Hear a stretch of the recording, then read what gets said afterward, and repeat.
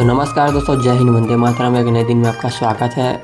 और आज दिनांक 24 अक्टूबर 2025, दिन है शुक्रवार।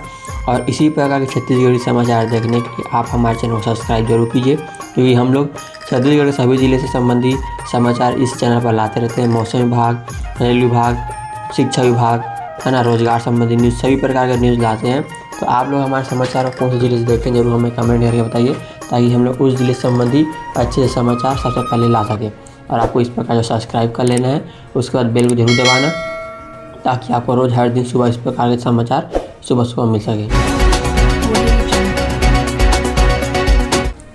और मुख्यमंत्री श्री सुरेंद्र शाह जी ने कल विधायक एवं मध्य क्षेत्र आदिवासी विकास प्राधिकरण के उपाध्यक्ष श्री प्रणव कुमार मरपच्ची की माताजी स्वर्गीय श्रीमती चंदनबाजी की 13वीं एवं श्रद्धांजलि सभा में शामिल हुए। इस दौरान मुख्यमंत्री श्री शाह ने श्रद्धांजलि सभा में दिवंगत आत्मा को श्रद्धासुमन अर्पित करते हुए उनके चित्र पर पुष्पांजलि अर्पित की और ईश्वर से दिव्यांग आत्मा की शांति के लिए प्रार्थना की।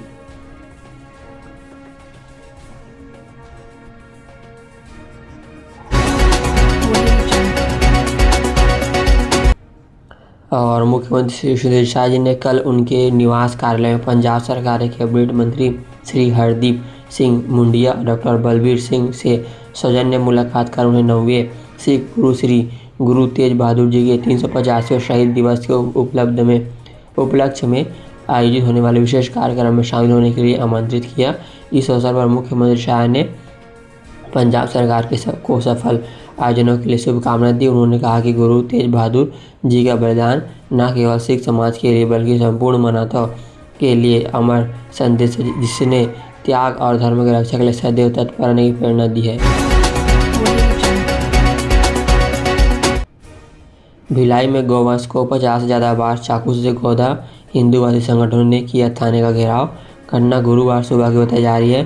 पुलिस को सूचना मिली कि संतोषी नगर कैंप 2 के पास एक गाय पर चाकू से हमला किया गया। गोवंश के शरीर पर 50 ज़्यादा बार चाकू से मारने के निशान मिले हैं। धारदार हथियार के हमले से गंभीर रूप से घायल गाय के जख्मों पर स्थानीय लोगों ने हल्दी लगाकर इलाज करने की कोशिश की है।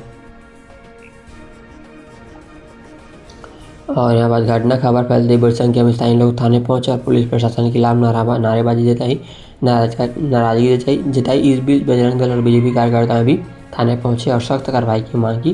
प्रदर्शनकारियों का आरोप है कि शराब के नशे में अक्सर बदमाश देर रात मजमा लगा रहते हैं। पुलिस को पेट्रोलिंग कर रहे ऐसे लोगों पर कार्रवाई करनी चाहिए। प्रदर्शनकारियों ने मामले में दोषी को जल्द से जल्द गिरफ्तार किए जाने की मांग की है। सीसीटीवी फुटेज खंगाली रही है पुलिस। घटना की गंभीरता को लोगों ने आक्रोश को देखते हुए छावनी पुलिस अलर्ट हो गई। छावनी पुलिस ने अज्ञात आरोपी के खिलाफ अधिनियम के तहत अपराध दर्ज किया है।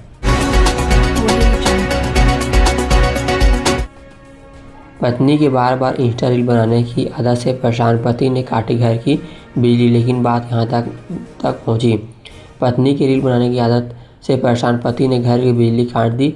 बिजली के तार जोड़ने के लिए चाकू लेकर पति को धमका रही महिला को पैर से पति द्वारा मारे जाने पर चाकू उसके छाती में घुस गया और उसकी मौत हो गई।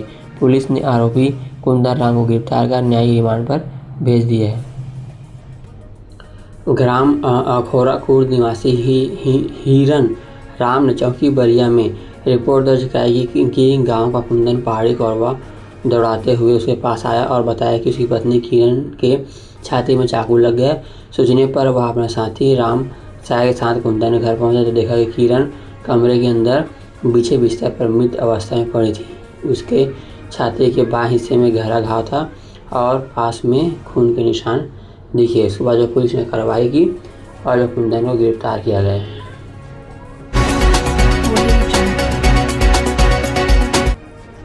भूपेश बघेल बोले, छत्तीसगढ़ में सरेंडर क्यों नहीं कर रहे नक्सली। पूर्व सीएम ने नक्सल नीति पर पूछे सवाल। सीएम बोले, कांग्रेस ने ईमानदारी से नहीं किया काम। जो है रायपुर से जो है हमारे पूर्व सीएम भूपेश बघेल जी की जो है बात आया नक्सल नीति पर। छत्तीसगढ़ के पूर्व सीएम भूपेश बघेल और सीएम आए सामने हुए। केंद्रीय गृह मंत्री अमित शाह ने मार्च 2026 तक नक्सलवाद का दावा किया है। पिछले कुछ महीने में बड़ी संख्या में नक्सलियों के आत्मसमर्पण भी हुए हैं। वही नक्सल छत्तीसगढ़ कांग्रेस सरकार की नक्सल नीति पर सवाल भी उठाए हैं। भूपेश बघेल ने कहा है कि अगर सरकार की नीतियां प्रभावी है तो नक्सली यहाँ क्यों नहीं कर रहे हैं समर्पण। वे तेलंगाना, महाराष्ट्र, आंध्र प्रदेश जाकर समर्पण कर रहे हैं। इसका मतलब है कि छत्तीसगढ़ में हालात अभी भी सुधर नहीं पाए हैं।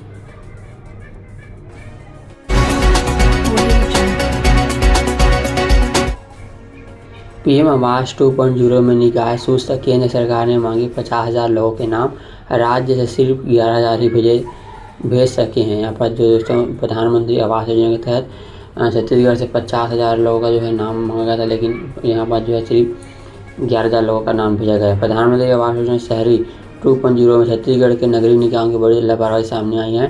केंद्र सरकार ने राज्य को 50,000 आवासों का कोटा स्वीकृत किया है, लेकिन अब तक पात्र हितग्राहियों की पहचान में पूरा काम नहीं हो सका। राज्य सरकार को भेजी जाने वाली सूची अभी अधूरी है। सूत्रों के अनुसार लक्ष्य के तब तक 30% हितग्राही खोजे जा सकते हैं। इसकी योजना के प्रति जो कि इस तिथि तक सभी नगरीय निकायों को पात्र हितग्राहियों के 100% नाम तय कर प्रस्ताव भेजने के निर्देश दिए गए हैं। इसके बाद राज्य सरकार DPR तैयार कर केंद्र को भेजेगी। अधिकारियों का कहना है कि यदि तय समय सीमा में प्रक्रिया पूरी नहीं हुई तो निकायों की जवाबदेही तय करते हुए कार्रवाई की जाएगी। डेडलाइन के बाद होगी कार्रवाई। तो अगर आप लोगों को भी मिला है तो आप जरूर हमें कमेंट करके बताएं।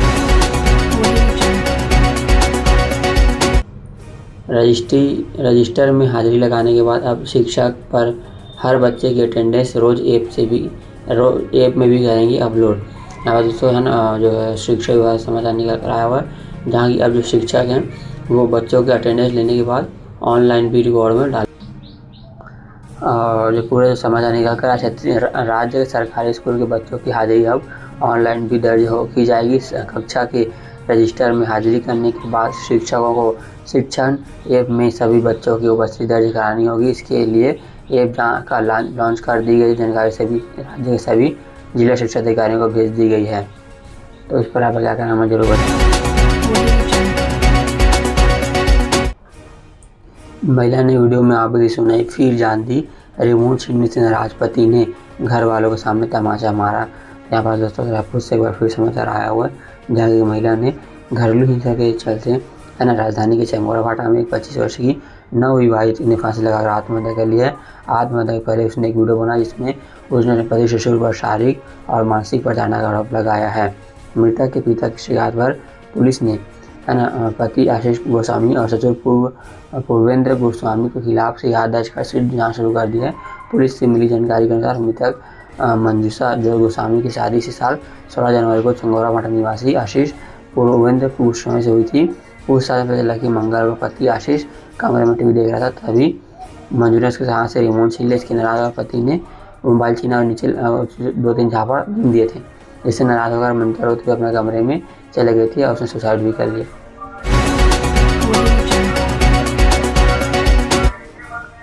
नए विधानसभा कैंपस की हरियाली पर 7.88 करोड़ खर्च होंगे। आंध्र प्रदेश, पश्चिम बंगाल से मंगाए गए 23,000 पौधे लगेंगे, 2 तालाब भी बनेंगे। यहाँ पर दोस्तों जो हमारे नए विधानसभा जो कि तैयार हो चुका है लगभग, जिसका उद्घाटन 1 नवंबर को हमारे श्री प्रधानमंत्री जी के द्वारा होगा और इस पर जो पेड़ लगाया जा रहा है, इस पर हरियाली लाने की कोशिश की जा रही है। उसको जो है आंध्र प्रदेश, तेलंगाना और पश्चिम बंगाल से जो है पौधे लाकर यहाँ लगाए जाएंगे। प्रदेश के 25वें स्थापना दिवस से पहले नवारायपुर स्थित छत्तीसगढ़ विधानसभा भवन को संवारने का काम तेजी से चल रहा है। भवन की भव्यता और सुंदरता हरियाली और पुष्पों के महकने से बढ़ जाएगी। उद्यानिकी विभाग परिसर को सजाने और संवारने के लिए आंध्र प्रदेश, पश्चिम बंगाल से 1 दर्जन से अधिक जो है फूल मंगाए गए हैं। 25वें स्थापना दिवस से पहले नवारायपुर स्थित छत्तीसगढ़ विधानसभा भवन को संवारने का काम तेजी से चल रहा है ना। और दर्जन से अधिक बंगाल में 1 दर्जन से अधिक प्रजातियों के 23,000 से अधिक फूल मंगवा रहे हैं जो सीजन के हिसाब से हैं। इनमें एक लोजा, चांदनी, सिंगापुरी, गुड़हल, लाइब्रेट, डवार्ड, मिनी चांदनी, एक सोरा, एडिमिनियम और निगोटिया, ग्रीन साइप्रस आदि प्रकार के पौधे विधानसभा परिसर की शोभा बढ़ाएंगे। इसके साथ ही यहाँ पर 2 तालाब भी बनाए जाएंगे है ना। और इसमें जो खर्चा है वो 7 करोड़ 88 लाख रुपये की खर्चा आ रहा है। इस पर आप क्या करना चाहिए हमें कमेंट करके बताएं। भतीजे ने दोस्त संग मिलकर चाचा चाची को मार डाला। रायगढ़ में पुरानी रंजिश और पैसों को लेकर विवाद, लाठी डंडे से पीट कर की हत्या। यहाँ दोस्तों रायगढ़ से जो है समाचार निकल कर आया हुआ, जहाँ की एक युवक ने अपने दोस्त के साथ मिलकर अपने चाची चाचा को पुरानी रंजिश से चलते जो है उनको जो है ना डंडों लाठी डंडे से मारकर उनकी जो है हत्या कर दी गई है। जो पूरा जो मामला रायगढ़ से आया हुआ है। और अगर आप लोग छत्तीसगढ़ रायगढ़ जिले में पति पत्नी की अर्धनग्न लाश मिलने के बाद मामले में पुलिस ने 2 लोगों को गिरफ्तार किया। इनमें से एक मृतक दंपति का भतीजा है और दूसरा गांव का युवक है। दोनों ने पुरानी रंजिश और पैसों को लेन देन के बाद में पति पत्नी को मार डाला। घटना गरगोड़ा थाना क्षेत्र का पेंड्रा गांव का है।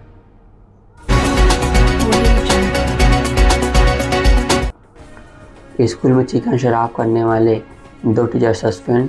अतिथि शिक्षक की मेहमान नवाजी में मुर्गा मंगाकर कटवाया। बच्चों के सामने शराब पीकर गाली दिए। बिलासपुर से समाचार निकल कर आया दोस्तों, जिसमें कि है ना एक शिक्षक जो है एक नए शिक्षक के लिए मेहमान नवाजी करने के लिए जो है मुर्गा मंगाया और दारू पार्टी भी की। बिलासपुर जिले के एक सरकारी स्कूल में शराब मुर्गा पार्टी करने का मामला सामने आया है। स्कूल के टीचरों ने माध्यम भोजन के किचन में रसोइया से मुर्गा मंगाकर कटवाया, फिर चिकन बनाकर पार्टी की। मामला मस्तूरी ब्लॉक के रहटांगे का है। दरअसल अन्य स्कूल के हेडमास्टर ऑफिशियली अतिथि शिक्षक बनकर रहा टाटोर स्कूल पहुंचे थे, जहां उनकी मेहमान नवाजी में ये पार्टी की गई। इसमें स्कूल के टीचर हेडमास्टर भी शामिल हुए। स्कूल के बच्चों ने बताया कि सब बैठकर शराब पी रहे थे। इसके बाद नशे में उन्होंने गाली गलौज भी की। मामला सामने आने पर शिक्षा अधिकारी ने हेडमास्टर और टीचर को सस्पेंड कर दी है। तो इस प्रकार भी दोस्तों समाचार निकल कर आता है ना। बच्चों को पढ़ाई लिखाई छोड़कर शराब पी रहे हैं।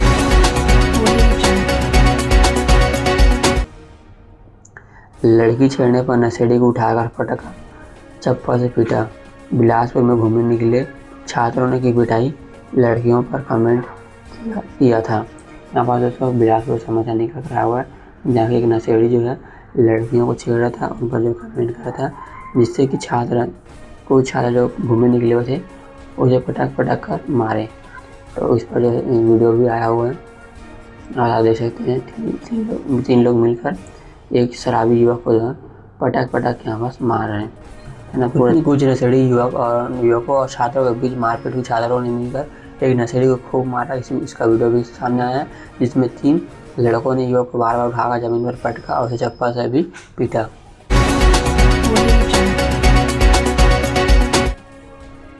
छठ पर दुर्ग पटना और गोंदिया पटना के बीच चलेगी स्पेशल ट्रेन। दोनों रूट पर एक फेर चलेगी। रेलवे ने की समय रहते टिकट बुक करने की अपील। दोस्तों रेलवे विभाग से समाचार निकल कर आया हुआ है, क्योंकि आप लोग जानते हैं कि त्योहारी सीजन में जो है अलग प्रकार की ट्रेन चलती है। इस पर न्यूज़ निकल कर आया हुआ है। पूरा जो समाचार आया उसको भी देख लेते हैं क्या आया यहाँ पास, और जो पूरा समाचार आया उसको देख लेते हैं यहाँ पास क्या आया हुआ है ना। अगर आप लोग यात्रा करते हैं तो हम अपने चैनल के माध्यम से रेलवे के बारे में भी हम जो समाचार लाते हैं, तो चैनल पर अगर नए चैनल को सब्सक्राइब करना बिल्कुल मत भूलना, ठीक है। छठ पूजा के दौरान रेलवे ने यात्रियों की सुविधा को है ना देखते हुए विशेष व्यवस्था की है। बढ़ती भीड़ और आरक्षण की परेशानियों को ध्यान में रखते हुए रेल प्रशासन ने दुर्ग पटना और गोंदिया पटना के बीच है ना एक फेरे के लिए छठ स्पेशल ट्रेन चलाने की घोषणा की है। पटना जाने के लिए इन ट्रेनों में कुल 1055 आरक्षित बर्थ अभी खाली हैं, जिससे यात्री को सफ़र करने के लिए बेहतर मौका मिल रहा है ना। ये रेल प्रशासन के अनुसार 08795 दुर्ग पटना स्पेशल ट्रेन में 11:30 बजे तक कुल 517 सीट खाली थी। इसमें सेकंड एसी में RAC 01, द्वितीय एसी में 378 सीटें, स्लीपर क्लास में 53 सीटें और 3 इकोनॉमिक कोच में 86 सीटें उपलब्ध हैं। यात्रियों को समय रहते टिकट करवाने की अपील रेलवे ने की है, ताकि छठ पूजा में बिहार जाने है ना और जाने वाले यात्रियों को परेशानी ना हो।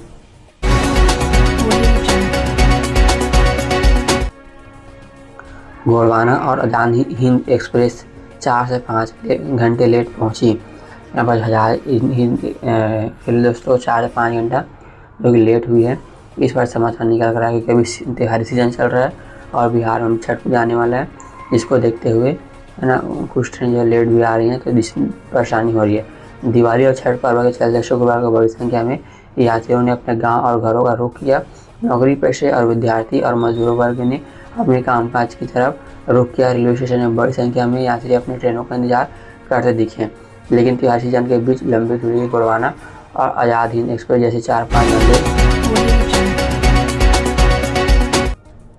दुर्ग में शराब की अवैध बिक्री पर कार्रवाई। बोरी में से 61 पौवा अवैध शराब का रखकर तलाश रहे थे ग्राहक, पुलिस ने घेराबंदी कर पकड़ा। अब तो दुर्ग जिले से समाचार निकल कर आया हुआ है, जहाँ की 2 युवक जो है ना अवैध रूप से शराब की बिक्री करने के लिए कस्टमर खोज रहे थे, जिसके बाद जो है पुलिस ने उन्हें घेराबंदी कर पकड़ा है। दुर्ग पुलिस ने मोहन नगर थाना क्षेत्र में अवैध शराब के खिलाफ कार्रवाई करते हुए 2 आरोपियों को गिरफ्तार किया है। आरोपियों के कब्जे से पुलिस ने 161 पौवा देशी शराब जब्त की है, जिसकी अनुमानित कीमत 15,000 रुपये बताई गई है।